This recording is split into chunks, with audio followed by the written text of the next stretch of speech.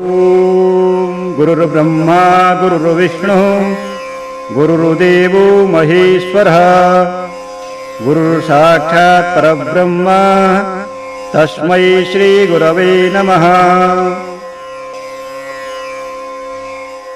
शक्ति मंदिर शारदा देवी संस्कृत विद्यापीठ का परिचय। भारत सदियों से ऋषि मुनियों की पावन धरती मानी जाती है। यहाँ की सभ्यता संस्कृति सिर्फ देश में ही नहीं बल्कि पूरे विश्व में सराहनीय है। भारतवर्ष में वेद, पुराण, उपनिषद आदि ग्रंथ मानव को समय समय पर दिशा निर्देश देते आए हैं। इन सब की भाषा देववाणी संस्कृत है। ये भाषा विश्व की सबसे प्राचीन भाषा है। ये विद्यालय सरकारी और निजी विद्यालयों से अलग है। महाविद्यालय एक ऐसी जगह पर है, एक मुस्लिम बहुल जगह पर है, तो इस वैदिक भाषा को सिखाने के लिए इस विद्यालय की स्थापना करना क्या गंगा जमुना तहजीब को बचाने का संकेत है या हिंदू मुस्लिम धार्मिक समवाय का प्रयास है? जिस प्रकार हर व्यक्ति के साथ जन्म से ही धर्म, जाति, भाषा ये उसके साथ जुड़ जाती हैं, उसी प्रकार से चाहे वो विश्व के मुस्लिम धर्म के अनुयायी हों, चाहे हिंदू धर्म के अनुयायी हों, संस्कृत भाषा विश्व को कुटुंब मानती है। इसलिए कहा है कि विश्व यत्र विश्वम भवत्येक नीडम। तो हमें यहाँ पर वैदिक संस्कृति के प्रचार प्रसार में किसी प्रकार की कठिनाई नहीं होती है।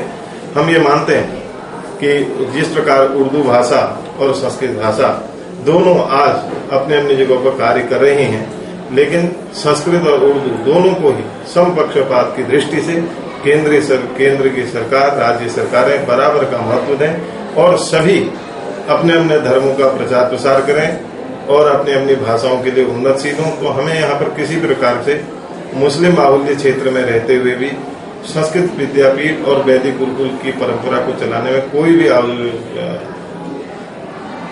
कठिनाई नहीं होती है। और जो हमारे आसपास जितना क्षेत्र है वो हमारे सहायक सिद्ध होते हैं। हमें बहुत इस बात की खुशी है कि जो आपने शब्द कहा कि गंगा जमुना का समावेश, जिस प्रकार सरस्वती दिखती नहीं है उसी प्रकार यहाँ पर हिंदू और मुस्लिमों का एक सर्वधर्म हितेरता की भावना का केंद्र शारदा देवी संस्कृत विद्यापीठ निर्बाध रूप से वैदिक संस्कृति का प्रचार प्रसार करने के लिए उद्यत है और तत्पर रहेगी। सर, हम आपसे सवाल और करना चाहेंगे। हम पूछना चाहते हैं कि ये स्कूल कितने से लेकर कितने तक क्लासें यहाँ पर चलाई जाती है, बच्चों को कैसे किस प्रकार शिक्षा प्राप्त दी जाती है? यहाँ पर छठी कक्षा से लेकर आचार्य एमए तक की कक्षाएं हैं। आचार्य हम 4 विषय से कराते हैं, जिसमें जो है संस्कृत व्याकरण है, संस्कृत लिटरेचर है, संस्कृत फिलॉसफी है और एस्ट्रोलॉजी है। इन 4 विषयों से यहाँ पर आचार्य की कक्षाएं ली जाती हैं और प्रातः काल ब्रह्म मुहूर्त जिसको कहते हैं 4 बजे से बच्चों की गतिविधि शुरू होती है। 5 बजे से 1 घंटे की संध्या उपासना करते हैं। उसके बाद विद्यालय समय होता है, 1:45 बजे के बाद छात्र भोजन करते हैं और उसके बाद अध्ययन है, क्रीड़ा करते हैं। हमारे पास क्रीड़ा स्थल है नहीं, तो इंडोर गेम के रूप में हम छात्रों को वो खेल खिलाते हैं और पूर्ण वैदिक रूप से इसका अध्ययन अध्यापन है।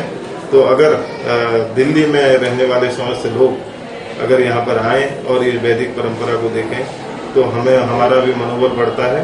और आपके माध्यम से हम कहना चाहते हैं कि समय समय पर संस्कृत के प्रचार प्रसार के लिए इसी प्रकार के प्रश्न और इसी प्रकार के सेमिनार विश्व स्तर पर हो, भारत के स्तर पर हो, विद्वानों का सम्मान हो, तो निश्चित ही जिस भाषा के विद्वानों का सम्मान होता है, जिस भाषा का सम्मान होता है, उसमें आजीविका के बहुत क्षेत्र होते हैं। तो आज पहले से भी आज जो है भारतीय संस्कृति की पालिका संस्कृत भाषा उन्नत हुई है, उसमें अवनति बिल्कुल नहीं हुई। शारदा देवी संस्कृत विद्यापीठ शक्ति मंदिर दरियागंज नई दिल्ली 2 में चल रहा है, जो कि एक भीड़ भाड़ वाला स्थान है। यहाँ कार्य करना अपने आप में चुनौती है। ऐसे स्थान में गुरुकुल चल रहा है जो लोग सोच भी नहीं सकते।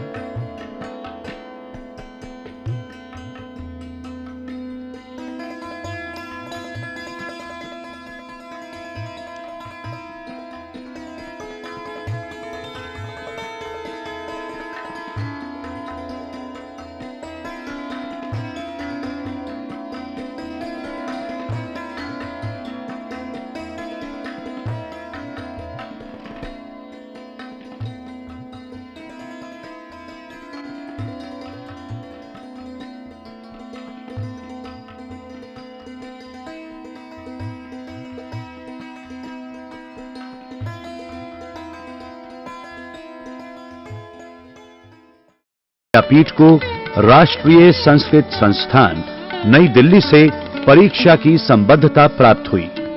परीक्षाओं में 100% परीक्षा परिणाम के आधार पर अप्रैल 1998 में शिक्षा निदेशालय दिल्ली सरकार से अनुदान सहित मान्यता प्राप्त हुई।